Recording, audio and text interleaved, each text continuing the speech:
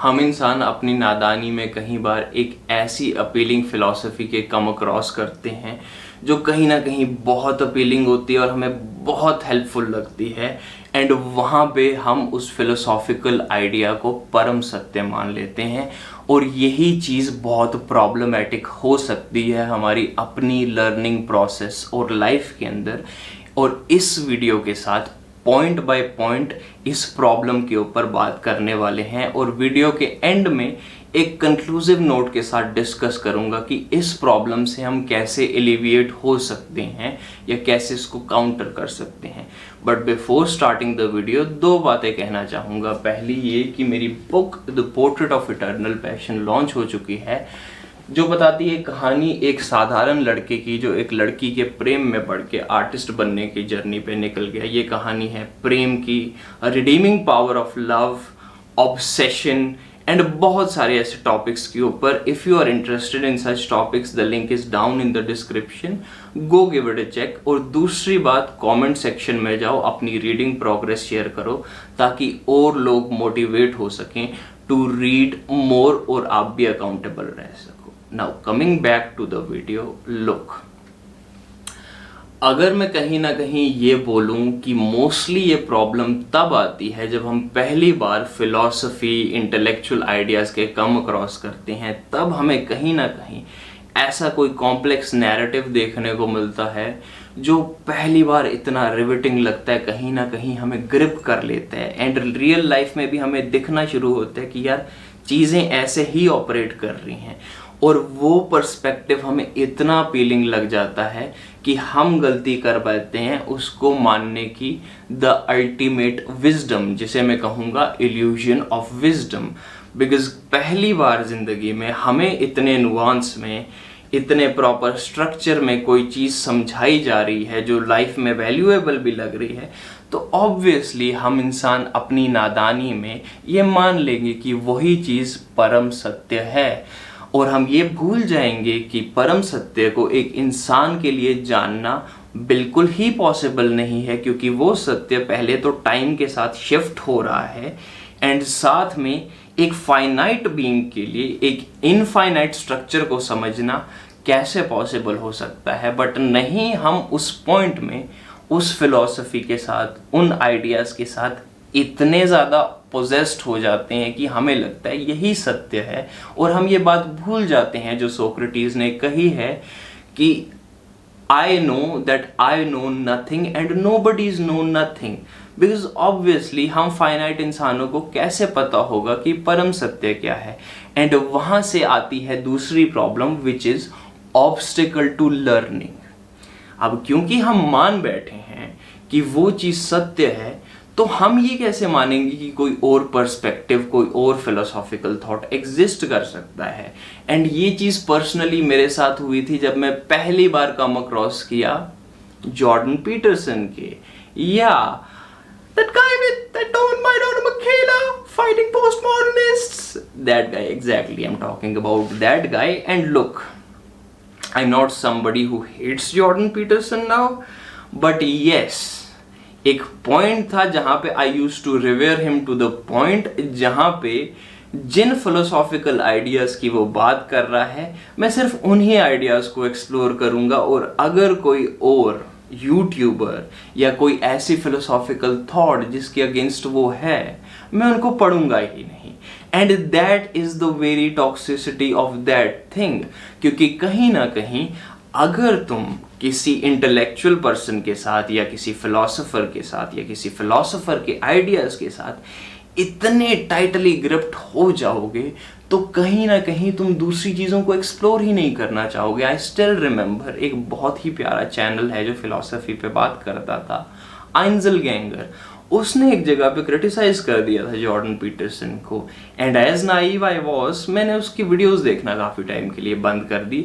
And वही problem मैं यहाँ पे डिस्कस करने की कोशिश कर रहा हूँ कि हम अपनी नादानी में पहली बार किसी इंटेलेक्चुअल के कम अक्रॉस करते हैं एंड वहाँ पे हम उसके थॉट्स के साथ इतने ज़्यादा रुझान में आ जाते हैं कि हम किसी और चीज़ को पढ़ना नहीं चाहते। बिकॉज दूसरी एग्जाम्पल मैं बताऊँ, एक बार मेरे एक दोस्त ने कहा था कि नीचे स्टोइक्स को क्रिटिसाइज करता है एंड मैंने उस पॉइंट पे अपनी नादानी में ये कह दिया था, I don't want to talk about नीचे।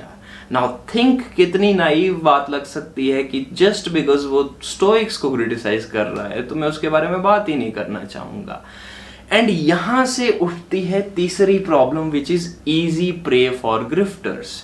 एंड ये चीज मैं बेस्ट एक्सप्लेन कर सकता हूं स्टोइसिज्म के थ्रू।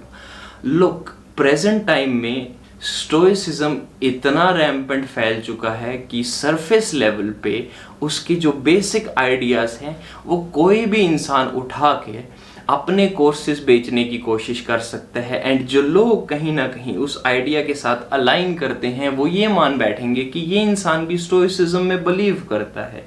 अब क्योंकि आइडेंटिटीज मैच हो रही है तो ये इंसान इन लोगों के साथ एक कम्युनिटी बना के इनको एक्सप्लॉइट कर सकता है। एंड बहुत सारे ऐसे गुरु भी हैं जो रिलीजियस आइडियाज के सरफेस लेवल आइडियाज को उठा के लोगों को अपने भक्त बना के उनको एक्सप्लॉइट करते हैं। क्योंकि कहीं ना कहीं काफी लोग जब रिलीजियस आइडियाज से भी एक तरह से बिल्कुल ही जुड़ जाते हैं तो उनको लगता है कि वो इंसान जो सामने हमें कुछ ना कुछ बताने की कोशिश कर रहा है, जो सिमिलर चीजों पे अग्री कर रहा है, वो इंसान हमारे साथ है। एंड वहां पे अस नैरेटिव बन जाता है। एंड वो इंसान जानता है कि अस वर्सेस देम या फिर एक कम्युनिटी नैरेटिव बना के मैं इन लोगों को एक्सप्लॉइट कर सकता हूं। और जो लोग किसी भी आइडिया के साथ रिजिड होते हैं उनको कोई ग्रिफ्टर उसी आइडिया के सरफेस लेवल वर्ड्स के साथ एक्सप्लॉइट कर सकता है। And that has happened with a lot of people. And उसके बाद एक प्रॉब्लम आती है टॉक्सिक एको चेम्बर की। एंड मैं सिर्फ इंटरनेट की बात नहीं कर रहा, बहुत बार ऐसा भी होता है कि बहुत सारे लोग जब एक सिमिलर आइडिया के साथ अलाइन करना शुरू हो जाते हैं तब वो क्या करेंगे कि वो एक कम्युनिटी बना देंगे। एंड कहीं ना कहीं एक कम्युनिटी हेल्दी भी होती है, बट वो कम्युनिटी तब तक हेल्दी रहती है जब तक वहाँ पे आइडियाज फ्रीली फ्लो कर रहे हैं, काउंटर आइडियाज को भी जगह मिल रही है एंड डिस्कशंस चल रही है। बट जिस पॉइंट पे हर एक इंसान अग्री करना शुरू हो जाए एंड वहाँ पे एक कम्युनिटी ऑफ डिफरेंट आइडियाज नहीं बल्कि एक सिमिलर आइडिया बन जाए तो चीज़ें बहुत प्रॉब्लमेटिक हो सकती हैं। क्योंकि वहाँ से वो एक कम्युनिटी नहीं, वो एक कल्ट बन चुका है जो एक चीज़ में इतना फर्म बिलीफ रखता है कि कोई भी उनके अगेंस्ट होगा तो वो अस अगेंस्ट देम का नैरेटिव बना लेंगे। वो किसी ना किसी पॉइंट पे उस आइडिया या स्कूल ऑफ फिलॉसफी को डिफेंड करने के लिए वायलेंट भी हो सकते हैं। And that is the extreme area. But कहीं ना कहीं तुम भी ऑपरेट कर सकते हो इस तरीके से, मैं भी ऑपरेट कर सकता हूँ। एंड आई स्टिल रिमेंबर बहुत बार मैंने काफ़ी लोगों के साथ स्टोइसिज्म या फिर जॉर्डन पीटरसन को डिफेंड करने के लिए बहुत बार ऐसी हरकतें की हैं। And I will tell you one more thing. अभी रिसेंटली आयुष ने मेरे साथ एक वीडियो शेयर किया था किसी क्रिएटर का जो जॉर्डन पीटरसन को काफ़ी क्रिटिसाइज कर रहा था। 2020 में उसने ये वीडियो शेयर किया होता तो ऑब्वियसली मैं जाके कमेंट सेक्शन में बहुत ज़्यादा क्रॉस क्वेश्चंस करता, बहुत ज़्यादा गालियाँ भी निकाल सकता था।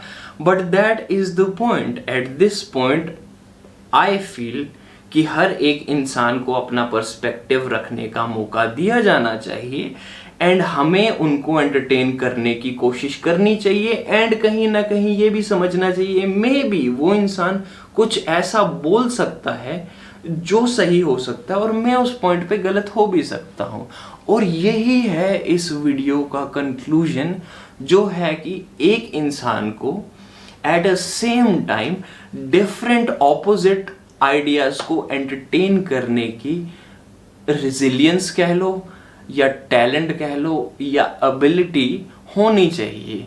लेट्स से यहाँ पे मैं उस क्रिएटर का एक थॉट प्रोसेस ले रहा हूँ, वो कह रहा है जॉर्डन पीटरसन बहुत शैलो सूडो इंटेलेक्चुअल है। आई कैन से मे बी वो ये कह रहा है कि कार्ल यूंग तो बहुत पागल सा इंसान था, उसको भूत इतना पे एक्सपोज हो जाएगा वो creator, but let's not talk about okay. मतलब whatever he is saying at that point I can say maybe that is the case because what do I know, हम तो ह्यूमन बीइंग्स हैं। And वहां से एक open discussion बन सकता है। मे बी सामने वाला इंसान तुम्हारी बात भी ना सुनना चाहे, एंड वहां से तुम ये सोच सकते हो कि ठीक है, सामने वाला इंसान अपने आइडियाज के साथ पोजेस्ड है, बट मे बी यहाँ पे बात करने की ही जरूरत नहीं है। जहां पे तुम्हें लग रहा है कि आइडियाज फ्री फ्लो नहीं करने वाले, वहां पे बात मत करो। बट कहीं पे अगर active discussion, active dialogue hold on हो सकता है, जहां पे तुम उसके आइडियाज को एंटरटेन कर सकते हो और खुद के आइडियाज को उसके साथ शेयर कर सकते हो, बिना किसी प्रोपेगेंडा के कि मैं तुझे बताऊंगा मैं सही क्यों हूं, तो कहीं ना कहीं वहां पे इंटेलेक्चुअल डिस्कशन बन सकती है। एंड हमारे एक टीचर ने हमें स्कूल में ये भी कहा था, I don't know how much that is true, कि पुराने टाइम्स में जब इंटेलेक्चुअल डिस्कशंस होती थी तो उनको मालाएं पहनाई जाती थी फूलों की, एंड जिसकी माला पहले मुरझा जाती थी वो डिबेट हार जाता था। एंड उसका रीजन ये है कि उसकी बॉडी में टेम्परेचर राइज हो रहा है क्योंकि वो गुस्सा हो रहा है। सो द पॉइंट इज कि विदाउट गेटिंग एंग्री, क्या तुम डिफरेंट थॉट्स को at the same time entertain कर सकते हो? If you can do that, then probably तुम इस चीज से ओवरकम कर सकते हो, which is getting possessed by a philosophy, an idea, और getting married to that idea. तो आज का वीडियो यही था। वीडियो पसंद आया तो लाइक करो ताकि और लोगों तक पहुंच सके। कमेंट सेक्शन में अपने एक्सपीरियंसेस और विचार शेयर कर सकते हो। सब्सक्राइब करो, बुक का लिंक आओ चेकआउट जरूर कर लेना डिस्क्रिप्शन में। किसी के साथ शेयर करो जिसके लिए ये वीडियो वैल्यूएबल हो सकती है, because Maulana Makela is fighting a lot of postmodernists. Those postmodern just kidding, by the way. Yeah, be reasonable, enjoy your life in the best possible ways, read more, and peace.